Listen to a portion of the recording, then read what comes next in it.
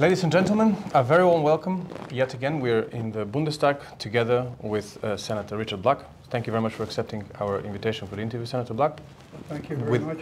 With us, we also have Mr. Moosdorf, who is a member of parliament from the Alternative für Deutschland, AFD group. Thank you also very much for joining this discussion. Thank you.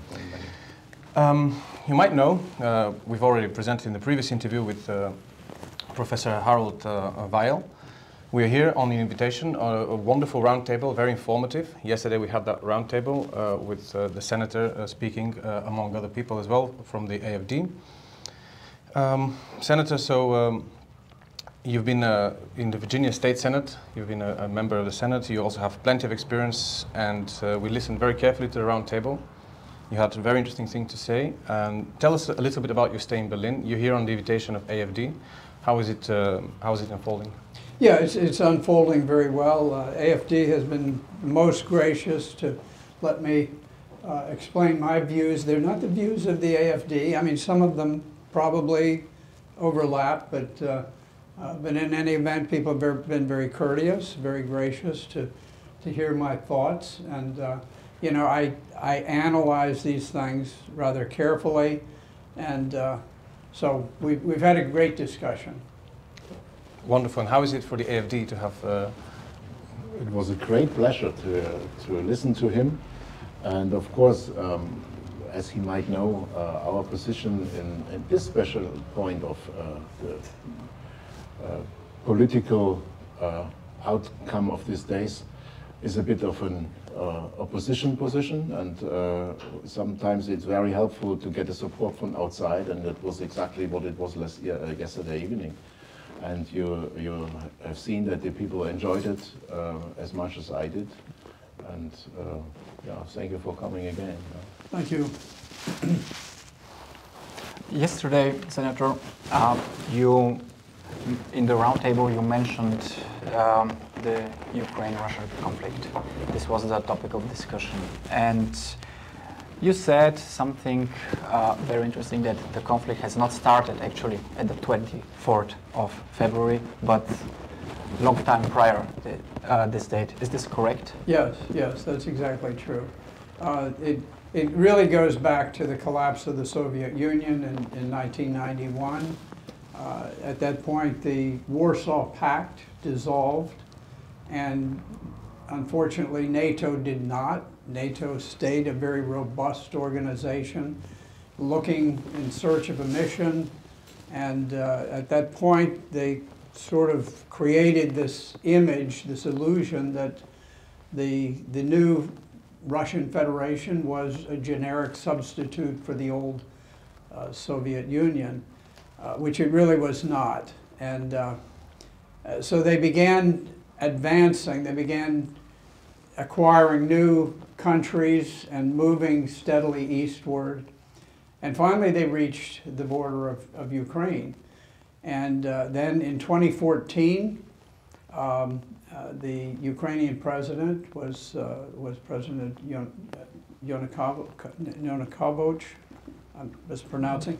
But anyway, he was ousted in a violent revolutionary coup that was in large measure prompted and organized by the Central Intelligence Agency and British MI6.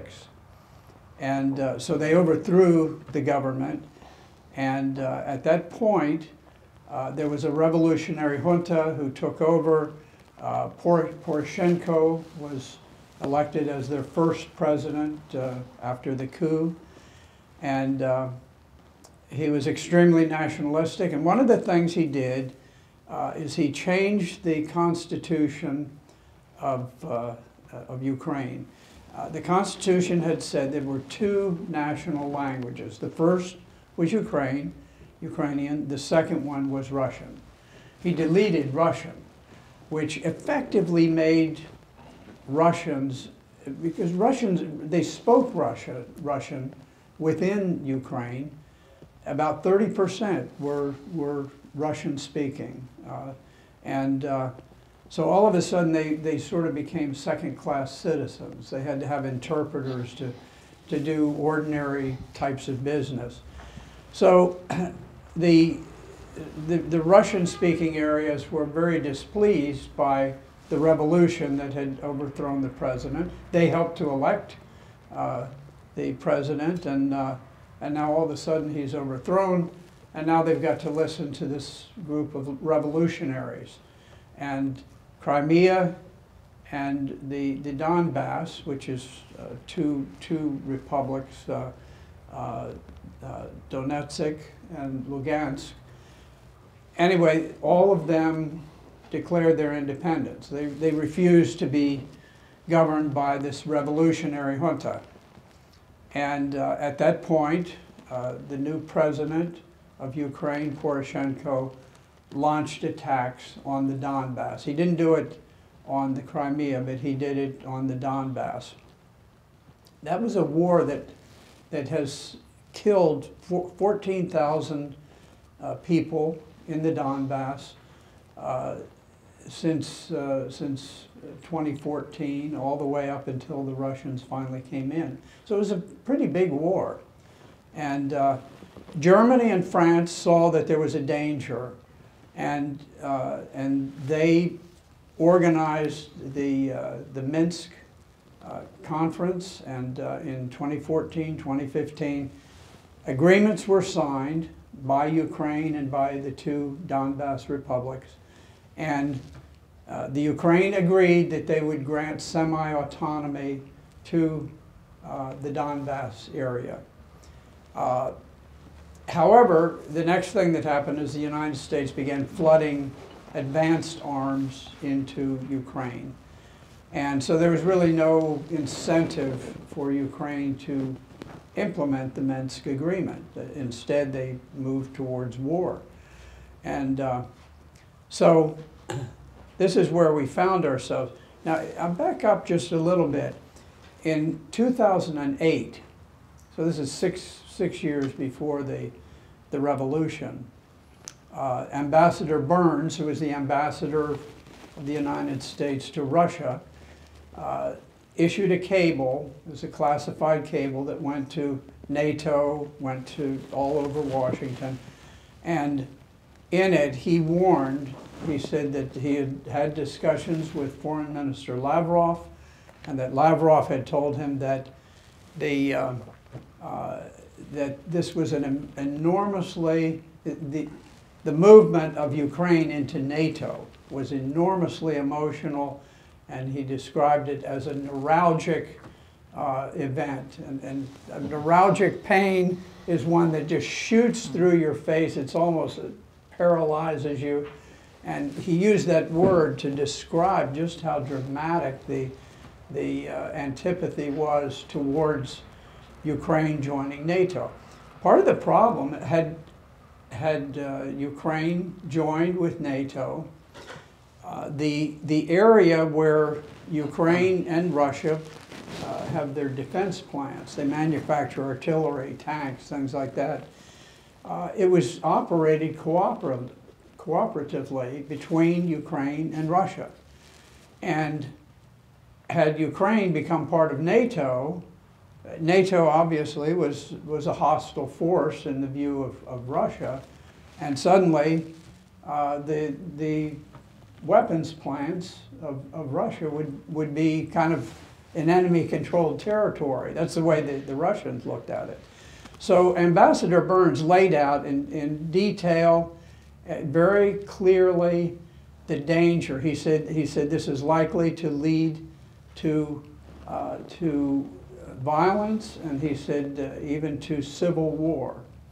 And of course this is what has happened. And then he said that if it led to violence and to civil war, it would put Russia in the unpleasant position of having to decide whether to intervene, whether to attack in order to rescue the Russian-speaking people in Donbass.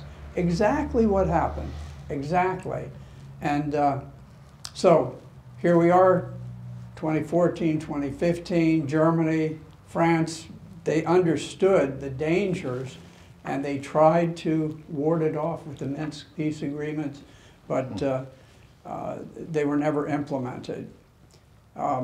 Then the Ukrainian people did not want war. And by 2019, they had become very dissatisfied with President Poroshenko because he kept making war. They were looking for a peace candidate. And this is when they sought out Mr. Zelensky. And Zelensky ran as a peace candidate.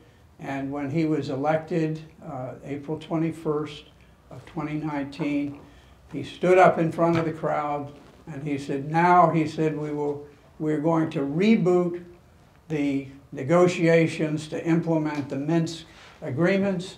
And he said, now we will achieve peace. And the crowd roared. They were ecstatic. They wanted peace. But Zelensky did not take that direction. He took direction, I suspect, from Washington. And he pursued the path of war. And at this point, Russia had, they were quite desperate to ward this war off, to avoid it. And so in December of 21, President Putin and Ambassador Lavrov, or Minister Lavrov, put specific written proposals on the table to Russia, or to NATO, I'm sorry, and proposing to NATO that they create a peaceful zone within Europe. Now, it was a negotiating position. Not everything would have been accepted, but NATO just blew it off and ignored it. By the time that they ignored it, Russia had waited and waited and waited for the response. By then, the ground was thawing. It was terrible weather to launch an attack because their tanks and their wheeled vehicles could not go off-road. So they were channelized and bunched up. And then they attacked under very strict rules of engagement, where they were not to damage property, they were not to kill people when they could possibly avoid it. And then it just didn't work out for the Russians. They turned out that the Ukrainians had tremendously strong resistance, and then from then on the war has unfolded into a very brutal contest between both sides. Let's take a look more in the past. In the beginning of the 90s of the last century, we had the situation that the former United countries or United States of the former Soviet Union had a referendum at the same day with all the people in Russia. The Russian referendum was about sovereignty of Russia as a new country. And the other question, the referendum of the people of all Soviet Union was, do you want to stay as a state society together? And both referendums ended with yes. And this is a conflict. And you go to back to the Second World War, then you see that the nation of Ukraine is just two nations in the border of one. So you have the Western Ukraine during the World War II. They were standing with the Germans because they liberated Western Ukraine from Stalin. And you have East Ukraine, and this is absolutely influenced by Russian thinking, by Russian culture, Russian language. And so was the situation until 2014. And of course, was Senator Black described, was the reality. The former family of my wife came from there, and we have all the relationship to people of both sides. And they closed schools, they prohibited newspapers, TV channels, radio stations. They removed all the people with a Russian background from well-paid positions in the state, and they do not allow to have leading perspectives in the country. And it was a question of about weeks, months, or years that all this conflict will end as it ended now. And the thing that we have was absolutely visible for the last 10 or 20 years, but unfortunately in Western Europe nobody would like to recognize it. And the question behind this is why? Why? And I told Senator Black that I used the part of the speech from Zbigniew Brzezinski as a national security advisor from the former President Jimmy Carter. And he described that Ukraine as a nation is needed to hold Russian down. And it is, he called it a torpedo against Russian and the restoration of the former Soviet Union. And maybe this is a kind of thinking very helpful to understand the situation that we have now.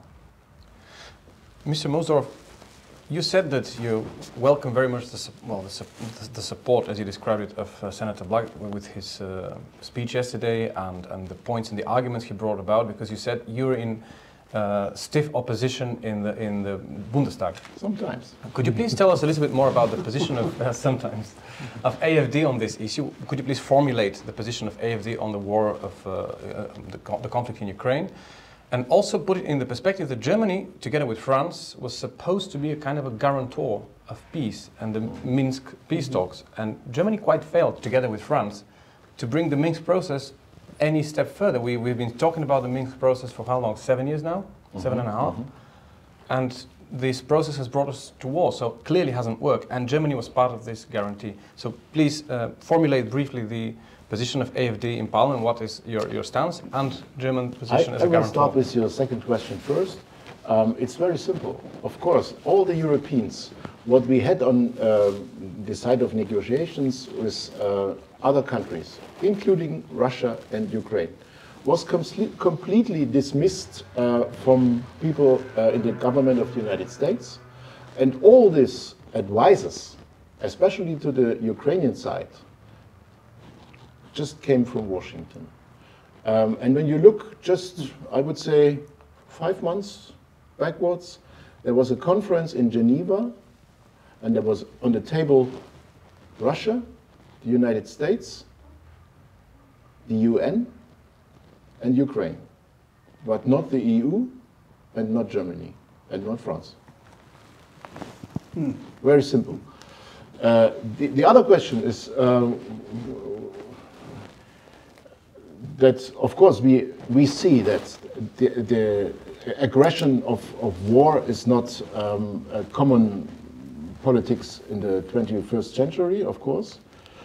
And all the other parties have the therapy for the situation now that we deliver an amazing amount of weapons to the Ukrainian people. And of course, they expect a long ongoing war because they do not describe what should be the end of all that. Are this the Minsk protocol, or is it just put Russia to a very, very bad situation for the next century? Or is it to end the war with a much bigger Ukraine as a part of the Western world? For now, they focused only the situation that we support Ukraine to their own liberation as part of maybe the former bigger European Union. But behind these goals is something visible, but something is not visible. And the most interesting thing is what is not visible. And it has to do with a complete new world order. We talked about yesterday about the petrodollar system. You know that a lot of wars in the past 70 years were taken from the United States to countries they do not agree furthermore to use the American dollar system to pay their petrol or gas or any bills. And we have now the situation that the largest countries in the world, Russia, China, India, the Middle East countries, and the BRICS states, decided to break this monopole. And this is the goal, right? Yes. Mm-hmm. Ladies and gentlemen, thank you so much for your attention. We will continue in our second part. I thank you very much, Mr. Moosdorf, and we will carry on in a minute. Thank you.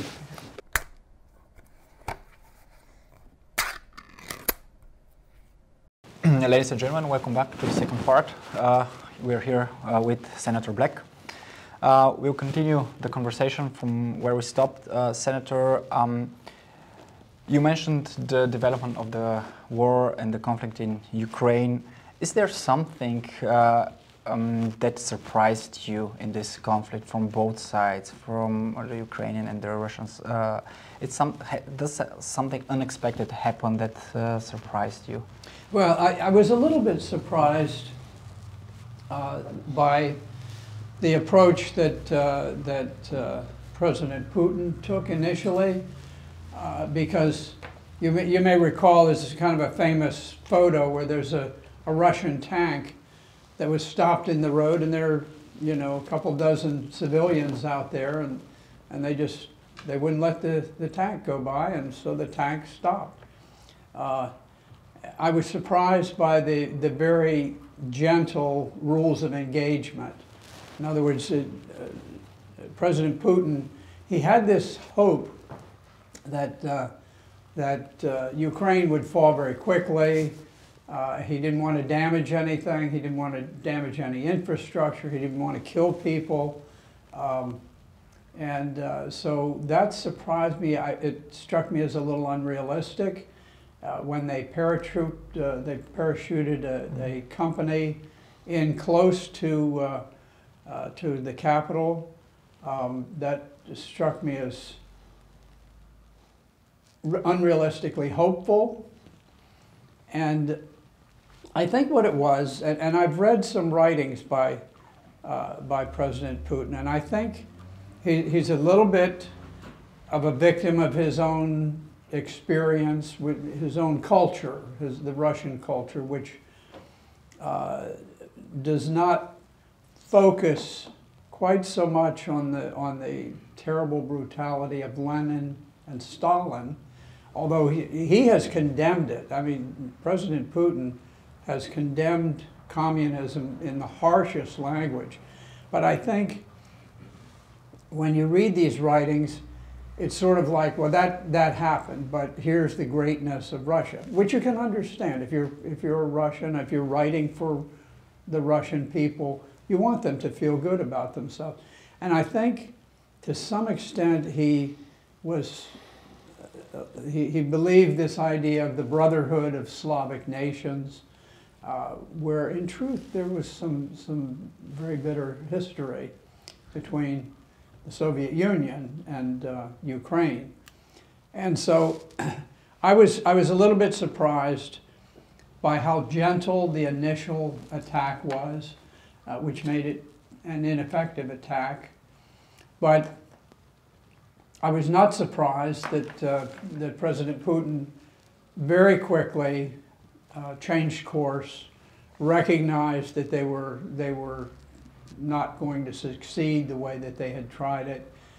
They refocused their efforts away from the capital and down to the Donbass, and their idea is to destroy the Ukrainian army in the Donbass, because this is where the elites of the army are, the people who are battle-hardened, trained, the Ukrainian troops who are very, very good troops. And at this point, the Russian army is just chewing them to pieces. And I did computations comparing Vietnam, which was our last really bloody war that the US fought, with what's going on. And on a per capita basis, in proportion to the populations that we had during Vietnam and that Ukraine has today, the casualty rate, the killed in action rate, is 60 times as high for Ukraine as it was for the United States. So they have pivoted very effectively, and I don't think these are casualty rates that the Ukrainian army can sustain for very long. I think I think they are essentially finished. I don't think they have much chance of prevailing at this point.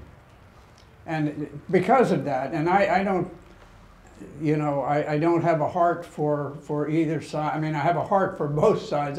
When I see these young men, I mean, they look like the folks that I fought with in Vietnam. They're, you know, great kids going off. Their countries tell them this is what you should do on both sides. And at this point, I think there's just a needless slaughter of particularly Ukrainian. Now, initially, the Russians took a beating with the gentle approach they had up around the capital. But now that they've moved, we have a very vicious artillery duel where the Russians are able to fire 10 times as many shells as the Ukrainians. And it just seems that it's time to come to the peace table to stop the slaughter, because we're just destroying the lives of precious people. So, you know, I see that there are different people who are speaking out in favor of peace. Former Secretary of State Kissinger said that it was time for Ukraine to be prepared to give up land and to make peace with Russia. And then you had a statement by the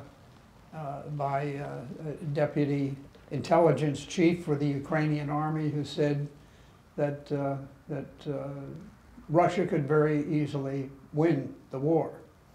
And then finally you had NATO Secretary General Stoltenberg, who appeared to be admitting defeat, and he says it's really just a matter of how much land you give up, how much sovereignty, how much independence do you have to give up to make peace.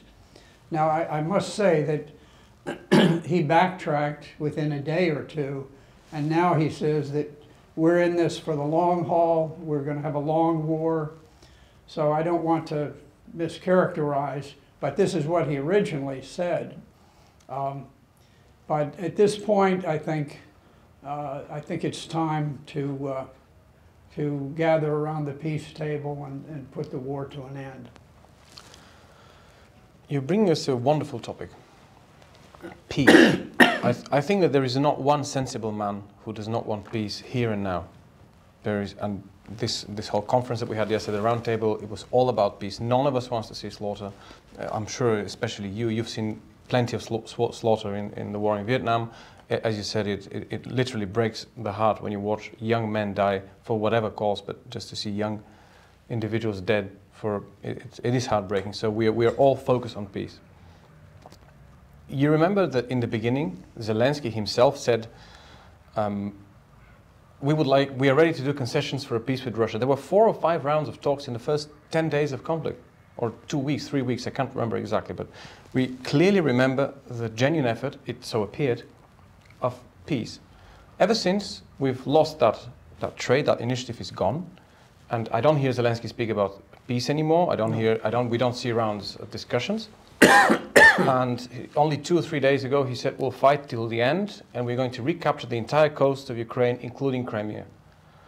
I'm not so sure this has anything to do with the realities on the ground, but that's what he said, and obviously he doesn't speak, he's the head of state.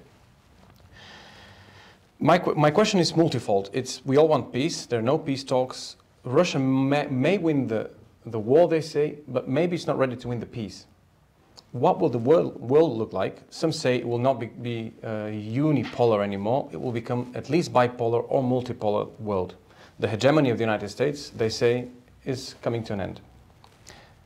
Is Russia ready to win the peace? Even if it wins the war, is it ready to win the peace? Do we have a sustainable way to peace? How can peace happen? How will the peace look like? And also, if peace means that the United States has to lose its hegemony, does the United States have an actionable plan, not just words, actionable plan on how will its place be in a non-unipolar world? So, sorry, it's a multifold question, but it's where we want to bring. Yeah. Well, the war in Ukraine has very much threatened the U.S. dollar hegemony. It already had been showing some signs of wear, but it's accelerated now. And part of it is that President Biden swore that we would destroy the ruble, we would throw the Russian economy into chaos, that they couldn't trade.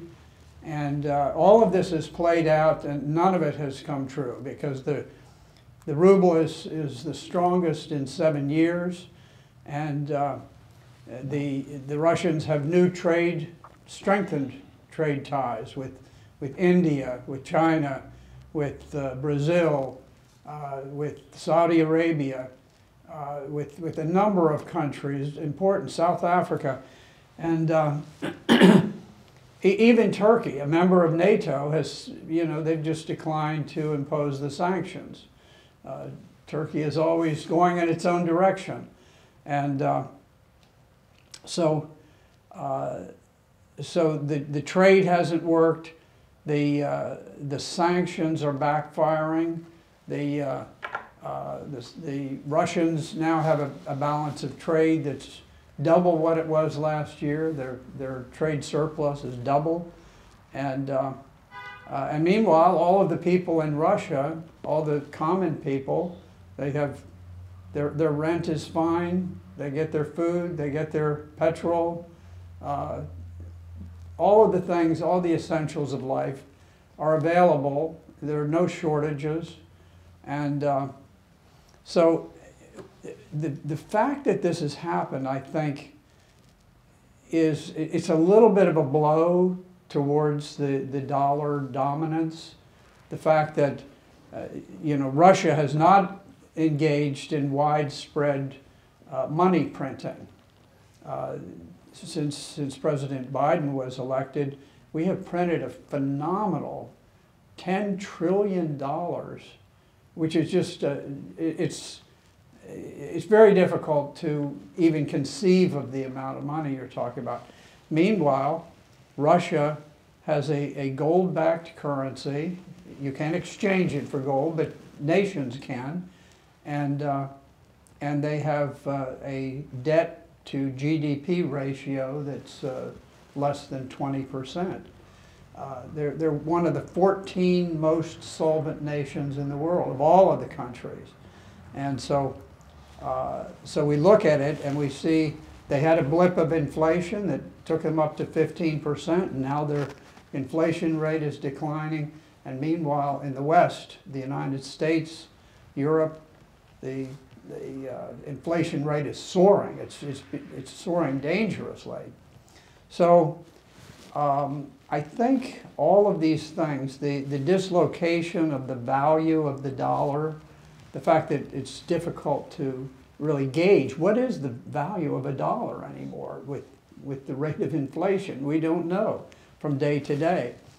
And I think that undermines the status of the dollar as the dominant reserve currency.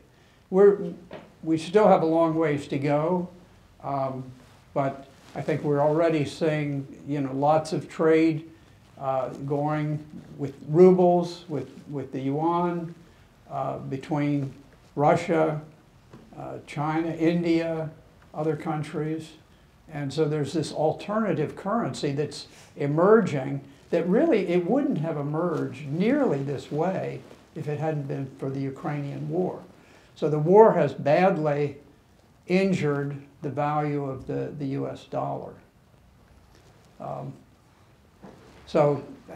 think again it becomes imperative that we achieve peace and that we do it as quickly as possible. I think that we should look to the example of the Austrian State Treaty of 1955, where Austria was basically pulled out of the Cold War.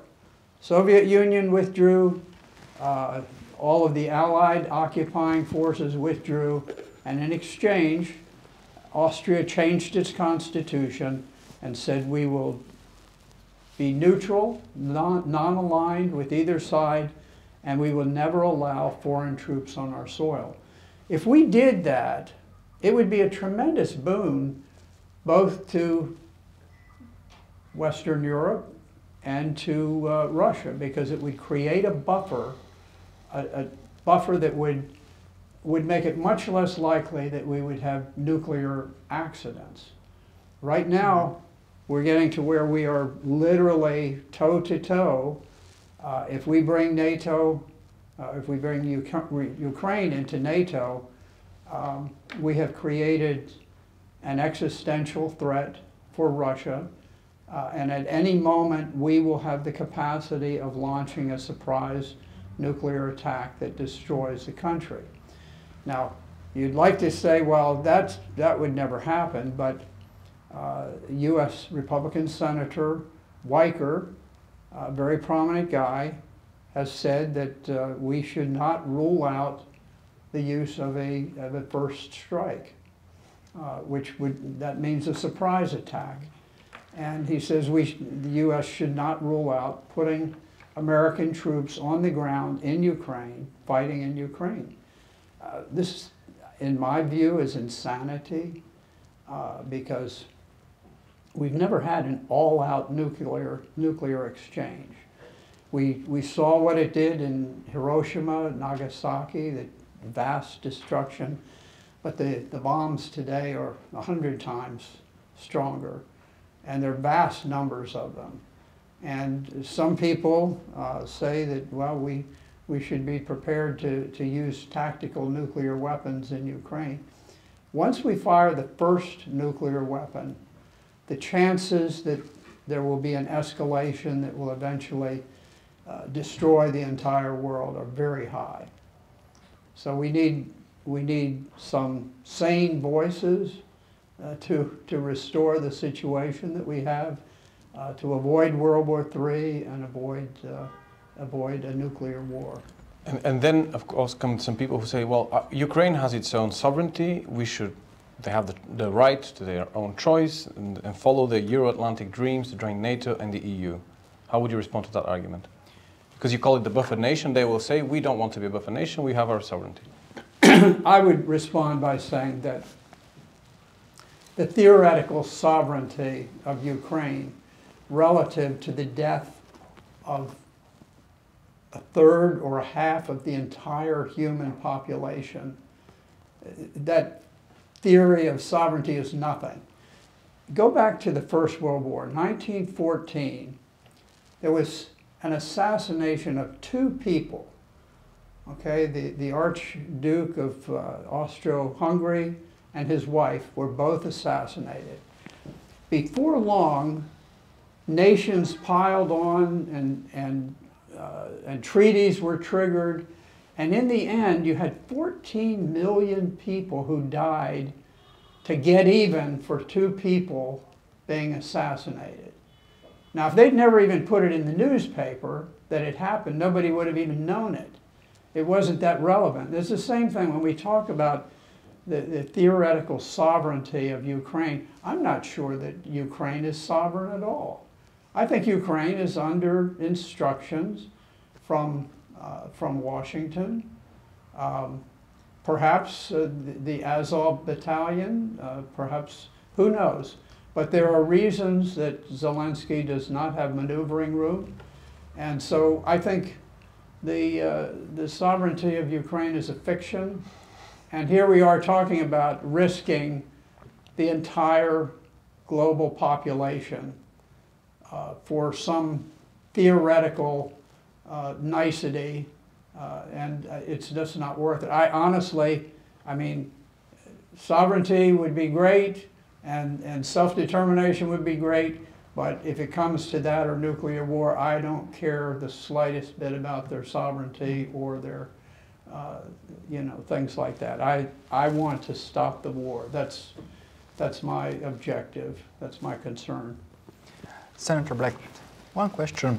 You told us you're a former US Marine. You fought in Vietnam. Republican from the state of Virginia. You told us yesterday that you're a patriotic, American patriot.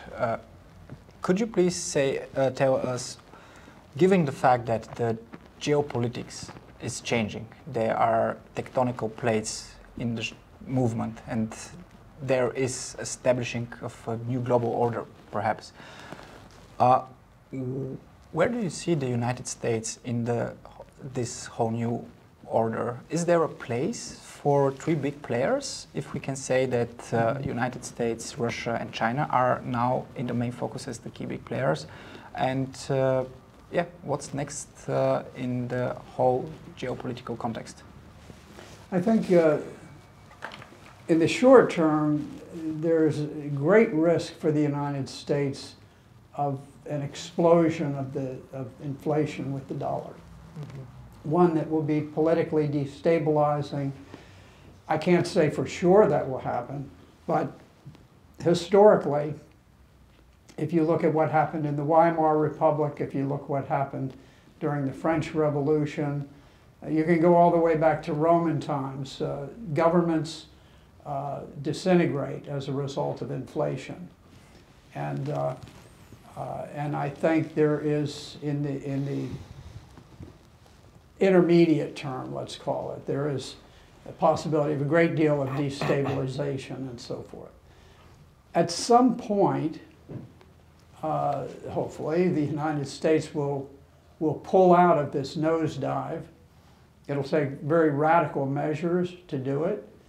But once they have done this, the United States has certain inherent assets that will make it a great power in the future. Great Britain has been protected by the 21-mile span of ocean, which is the English Channel. We have 5,000 or 6,000 miles of open ocean between any possible enemy and ourselves. It is so daunting, the idea that someone could actually conquer the United States. It's just almost inconceivable, short of nuclear weapons. We have tremendous natural resources.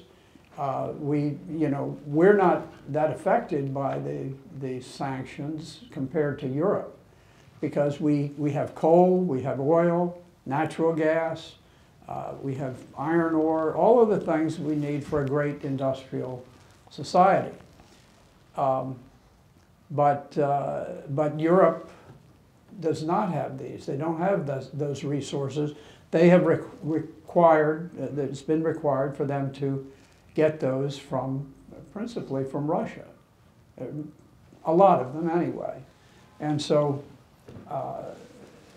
we have these inherent strengths that will go on even if there's tremendous political turmoil. The possibility of resuming a position of power will remain. So I hope that in the course of all of this that Europe doesn't just take a horrible beating from the currency fluctuations that will take place. Senator, being here in Berlin, yesterday you mentioned something that you said I don't quote you word by word, but the sense was that you're perplexed by the position of Germany, and you have strong suspicions that its sovereignty lies not in Berlin, but rather in London and mostly in Washington. And you said that this is horrible for Germany itself and for all parties involved.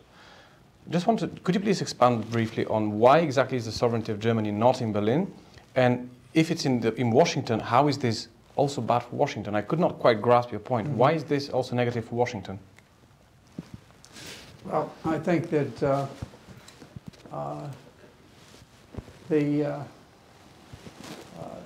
Germany has made certain decisions, and probably let's just focus on the biggest one. They spent 11 years building the Nord Stream 2 pipeline.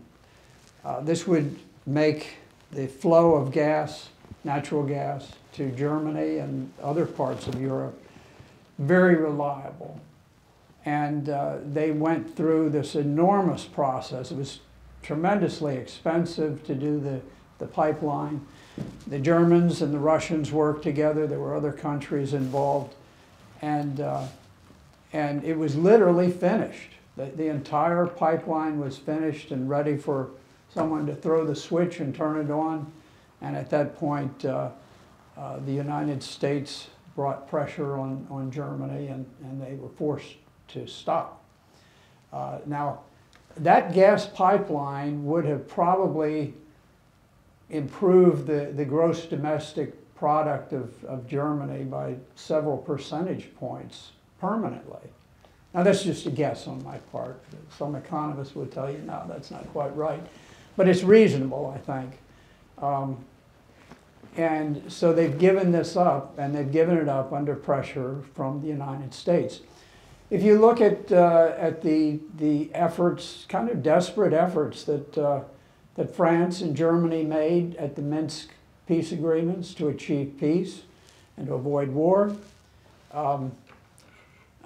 they did so successfully. They got agreements signed. And then the decision was made, and I think it was made in Washington, that those agreements were not going to be observed, that the U.S. began funneling weapons in, and once we did, it created a problem for Russia that ultimately led to the war. Even though the decision to go to war was made in Washington. The decision to attack was made in Russia. But once we made the decision to go to war, the decision to attack was inevitable. It wasn't something that President Putin sat around dreaming about all the time. It was something that I don't think he wanted it at all. I don't think he wanted to deal with this issue. But he was forced into it. And now we see it's turning into a disaster for all kinds of people. So we need to figure a way to get out of it, pull out of the nosedive, and get ourselves flying straight and even again. Senator Black, I would like to thank you on behalf of our media channel for your time today with us. I would like to thank the Alternative for Germany for the invitation and the polite invitation that they gave us with all the infrastructure for the filming. Thank you once again for accepting our invitation for this interview. Dear viewers, we are very glad and grateful that you stayed with us this entire interview. We hope it was useful, and we hope to see you again, and we hope to be here in Berlin again. Senator, thank you once more. Thank you, and my best to all of your listeners in Bulgaria. Thank you, Senator. Thank you so much.